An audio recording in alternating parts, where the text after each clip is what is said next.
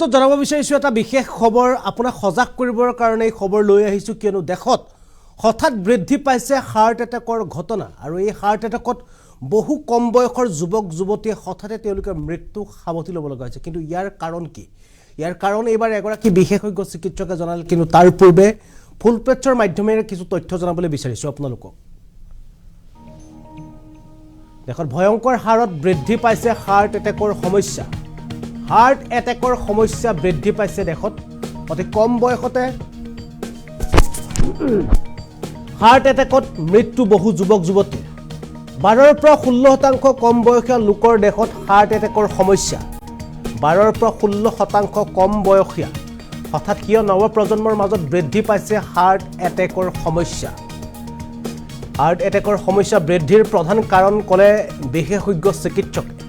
বিশেষজ্ঞ চিকিৎসকে এবাৰ হাৰ্ট এটেকৰ কাৰণ জনালে আধুনিক জীৱনশৈলীৰ বাবে কম বয়সীয়া লোকৰ দেশত হাৰ্ট এটেকৰ সমস্যা অত্যাধিক মদ্যপান ধূমপান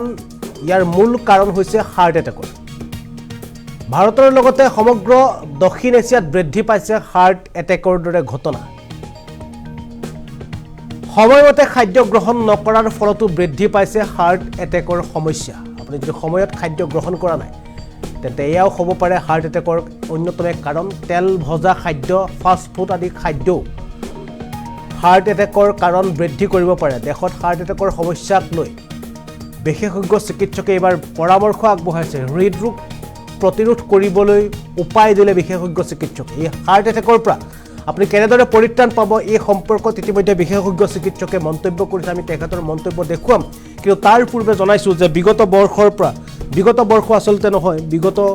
কিছু বৰ্ষৰ পৰা দেখা পোৱা গৈছে যে দেখত হঠাৎ বৃদ্ধি পাইছে হাৰ্ট এটেকৰ সংখ্যা এই হাৰ্ট এটেকৰ সংখ্যাত বিশেষকৈ 12 পৰা 16% কম বয়সীয়া যুৱক যুৱতী আসলতে যিসকল যুৱক যুৱতী হাৰ্ট এটেকৰ শিকাৰ হ'ব লগা হৈছে সেই সকল যুৱক যুৱতী সেই বয়সত হাৰ্ট এটেক আসলতে তেনে ধৰণৰ সমস্যা গুৰুতৰ সমস্যা আসলতে দেশত ধৰা পৰিব নালাগিছিল বা দেশত তেনে ধৰণৰ সমস্যা আহিব নালাগিছিল কিন্তু আধুনিক জীৱনশৈলীৰ বাবে কম বয়সীয়া লোকৰ দেশত এতিয়া হাৰ্ট এটেকৰ সমস্যা দেখা পোৱা গৈছে যে অত্যাধিক মদ্যপান ধূমপানো হৈছে ইয়াৰ এটা মূল কাৰণ অন্যহাতে যদি আপুনি সময়মতে খাদ্য গ্ৰহণ কৰা নাই তেনেহলে ইউ এটা অন্যতম কাৰণ হৈ পৰিব পাৰে হাৰ্ট এটেকৰ আৰু এবাৰ বিশেষজ্ঞ চিকিৎসকে হাৰ্ট এটেকক লৈ কি ক'লে আমি পুনে পুনে তেখেতৰ মন্তব্য জনাব বিচাৰিছো আৰু এই হাৰ্ট এটেকৰ পৰা আপোনালোকে কেনেদৰে পৰিত্ৰাণ লাভ কৰিব এই সম্পৰ্কে জানি লওক চিকিৎসকৰ পৰা হাৰ্ট এটেকৰ যোনটো কওঁ আমাৰ এইটো কৰনাৰী ধমনী ৰোগ বুলি যোনটো কওঁ কম বয়স মানে আমি বুজাওঁ যে 40 পৰা 35 কম বয়সৰ মানুহৰো হাৰ্ট এটেক হোৱা দেখা গৈছে এতিয়া তাৰ প্ৰেভেলেন্সটো হ'ল প্ৰায় 12 to 16% আমাৰ ভাৰতীয় মানুহৰ যিটো ষ্টেটিষ্টিক্স ডেটা অকল ভাৰতীয় বুলিয়ে নহয় গোটেই সাউথ ইষ্ট এছিয়া কাণ্ট্ৰিবোৰত কম বয়সত হাৰ্ট এটেক হোৱা প্ৰকোপটো বাঢ়িছে আগতকৈ গতিকে তাত মই ভাবোঁ যে ইয়াৰ প্ৰধান কাৰণটো হ'ল যে লাইফষ্টাইল মানুহৰ লাইফষ্টাইলটো বেয়া লাইফষ্টাইলৰ মানে এইটোৱে বুজাওঁ যে কিছুমান ৰিস্ক ফেক্টৰ থাকে যেনে হাই ব্লাড প্ৰেছাৰ বা হাইপাৰটেনশ্যন ডায়েবেটিছ তাৰপিছত তাৰ উপৰি হ'ল এতিয়া কলেষ্ট্ৰল বা লিপিড প্ৰফাইল যাৰ বেয়া থাকে তাৰপিছত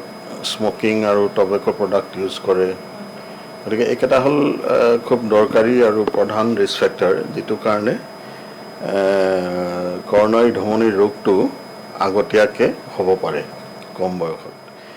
তাৰ উপৰি আপোনাৰ ডায়েটাৰী হেবিটছ এতিয়া ভাত খোৱা সময় বা মানুহৰ নৰ্মেল মিল টাইমটো নাৰাখে তাৰপিছত ধৰক ফল মূল শাক পাচলি জাতীয় বস্তু সঠিক হেৰিত নাখায়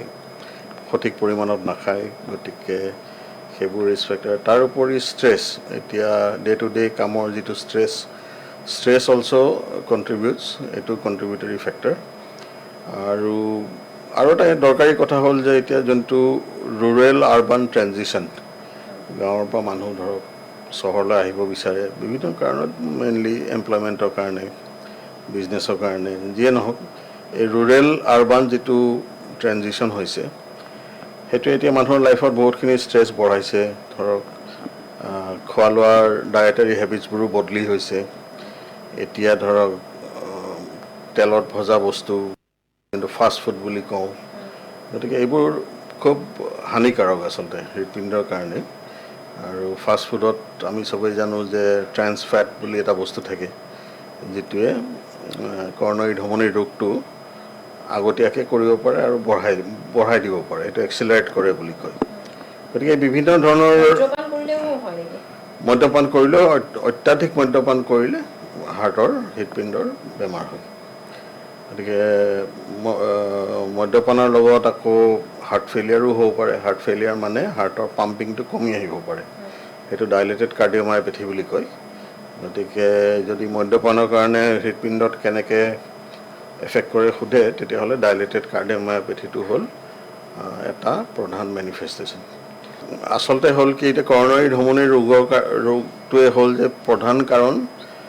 যিটো কাৰণে আমি এই ছাডেন ডেথ বা ছাডেন কাৰ্ডিয়েক এৰেষ্ট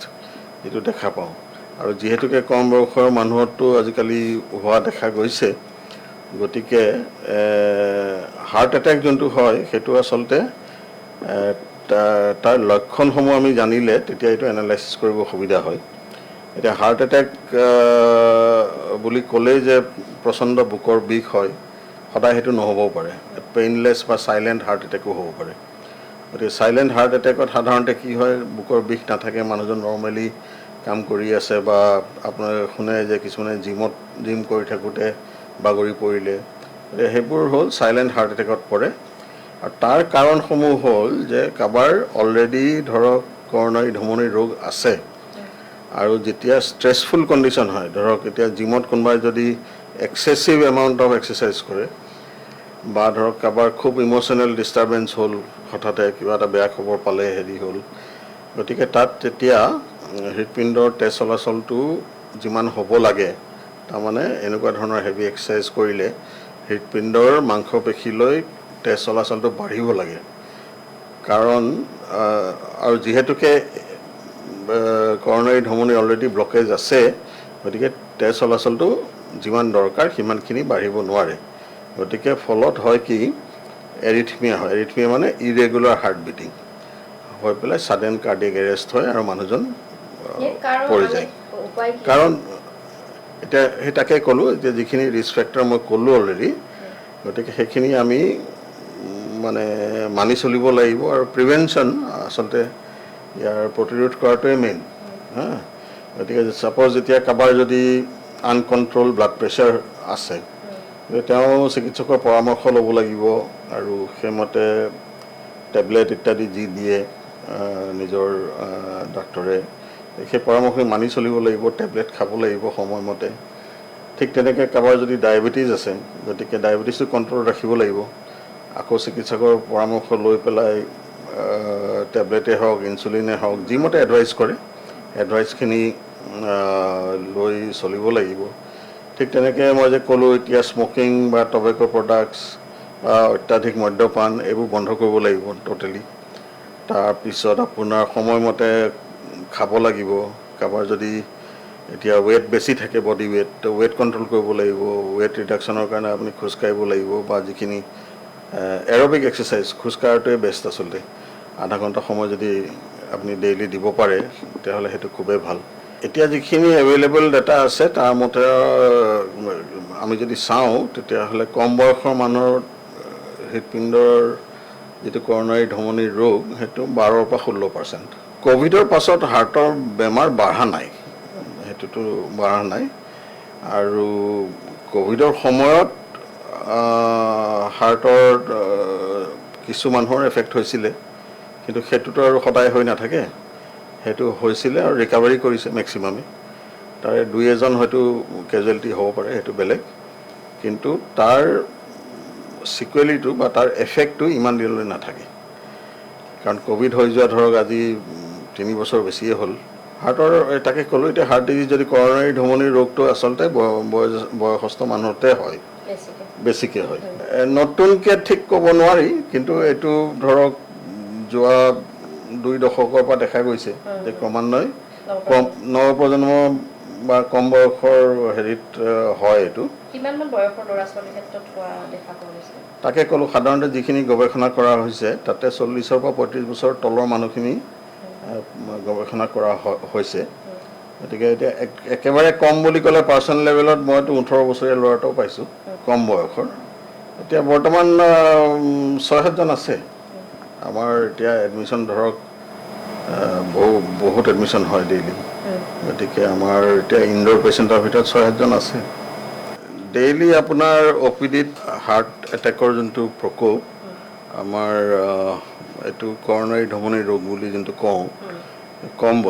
বয়স মানে আমি বুজাওঁ যে 40ৰ পৰা 35ৰ কম বয়সৰ মানুহৰো হাৰ্ট এটেক হোৱা দেখা গৈছে। এতিয়া তাৰ প্ৰেভেলেঞ্চটো হ'ল প্ৰায় 12 to 16% আমাৰ ভাৰতীয় মানুহৰ যিটো ষ্টেটিষ্টিক্স ডেটা। অকল ভাৰতীয় বুলিয়ে নহয়, গোটেই চাউথ ইষ্ট এছিয়াৰ কাণ্ট্ৰিবোৰত কম বয়সত হাৰ্ট এটেক হোৱা প্ৰকোপটো বাঢ়িছে আগতকৈ। গতিকে তাত মই ভাবোঁ যে ইয়াৰ প্ৰধান কাৰণটো হ'ল যে লাইফষ্টাইল, মানুহৰ লাইফষ্টাইলটো বেয়া। লাইফষ্টাইলৰ মানে এইটোৱে বুজাওঁ যে কিছুমান ৰিস্ক ফেক্টৰ থাকে, যেনে হাই ব্লাড প্ৰেছাৰ বা হাইপাৰ টেনশ্যন, ডায়েবেটিছ, তাৰপিছত তাৰ উপৰি হ'ল এতিয়া কলেষ্ট্ৰল বা লিপিড প্ৰফাইল যাৰ বেয়া থাকে, তাৰপিছত স্মকিং আৰু টবেকো প্ৰডাক্ট ইউজ কৰে। গতিকে এইকেইটা হ'ল খুব দৰকাৰী আৰু প্ৰধান ৰিস্ক ফেক্টৰ, যিটো কাৰণে কৰণাৰী ধমনীৰ ৰোগটো আগতীয়াকৈ হ'ব পাৰে কম বয়সত। তাৰ উপৰি আপোনাৰ ডায়েটাৰী হেবিটছ, এতিয়া ভাত খোৱা সময় বা মানুহৰ নৰ্মেল মিল টাইমটো নাৰাখে। তাৰপিছত ধৰক ফল মূল শাক পাচলি জাতীয় বস্তু সঠিক হেৰিত নাখায়, সঠিক পৰিমাণত নাখায়। গতিকে সেইবোৰ ৰিস্ক ফেক্টৰ। তাৰ উপৰি ষ্ট্ৰেছ, এতিয়া ডে টু ডে কামৰ যিটো ষ্ট্ৰেছ অলছ' কণ্ট্ৰিবিউটছ, এইটো কণ্ট্ৰিবিউটৰী ফেক্টৰ। আৰু এটা দৰকাৰী কথা হ'ল যে এতিয়া যোনটো ৰুৰেল আৰ্বান ট্ৰেনজিশ্যন, গাঁৱৰ পৰা মানুহ ধৰক চহৰলৈ আহিব বিচাৰে বিভিন্ন কাৰণত, মেইনলি এমপ্লয়মেণ্টৰ কাৰণে, বিজনেছৰ কাৰণে, যিয়ে নহওক, এই ৰুৰেল আৰ্বান যিটো ট্ৰেনজিশ্যন হৈছে, সেইটোৱে এতিয়া মানুহৰ লাইফত বহুতখিনি ষ্ট্ৰেছ বঢ়াইছে। ধৰক খোৱা লোৱাৰ ডায়েটাৰী হেবিটছবোৰো বদলি হৈছে। এতিয়া ধৰক তেলত ভজা বস্তু বা আমি যোনটো ফাষ্ট ফুড বুলি কওঁ, গতিকে এইবোৰ খুব হানিকাৰক আচলতে হৃদপিণ্ডৰ কাৰণে। আৰু ফাষ্ট ফুডত আমি চবেই জানো যে ট্ৰেন্স ফেট বুলি এটা বস্তু থাকে, যিটোৱে কৰণাৰী ধমনীৰ ৰোগটো আগতীয়াকৈ কৰিব পাৰে আৰু বঢ়াই দিব পাৰে, এইটো এক্সিলাৰেট কৰে বুলি কয়। গতিকে বিভিন্ন ধৰণৰ মদ্যপান কৰিলেও, অত্যাধিক মদ্যপান কৰিলে হাৰ্টৰ হৃদপিণ্ডৰ বেমাৰ হয়। গতিকে মদ্যপানৰ লগত আকৌ হাৰ্ট ফেইলিয়াৰো হ'ব পাৰে। হাৰ্ট ফেইলিয়াৰ মানে হাৰ্টৰ পাম্পিংটো কমি আহিব পাৰে, সেইটো ডাইলেটেড কাৰ্ডিঅ'মায়োপেথি বুলি কয়। গতিকে যদি মদ্যপানৰ কাৰণে হৃদপিণ্ডত কেনেকৈ এফেক্ট কৰে সোধে, তেতিয়াহ'লে ডাইলেটেড কাৰ্ডিঅ'মায়োপেথিটো হ'ল এটা প্ৰধান মেনিফেষ্টেশ্যন। আচলতে হ'ল কি, এতিয়া কৰণাৰী ধমনীৰ ৰোগটোৱে হ'ল যে প্ৰধান কাৰণ, যিটো কাৰণে আমি এই ছাডেন ডেথ বা ছাডেন কাৰ্ডিয়েক এৰেষ্ট যিটো দেখা পাওঁ। আৰু যিহেতুকে কম বয়সৰ মানুহতো আজিকালি হোৱা দেখা গৈছে,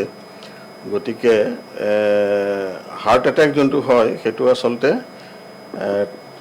তাৰ লক্ষণসমূহ আমি জানিলে তেতিয়া এইটো এনালাইচিছ কৰিব সুবিধা হয়। এতিয়া হাৰ্ট এটেক বুলি ক'লেই যে প্ৰচণ্ড বুকৰ বিষ হয়, সদায় সেইটো নহ'বও পাৰে। পেইনলেছ বা চাইলেণ্ট হাৰ্ট এটেকো হ'ব পাৰে। গতিকে চাইলেণ্ট হাৰ্ট এটেকত সাধাৰণতে কি হয়, বুকৰ বিষ নাথাকে, মানুহজন নৰ্মেলি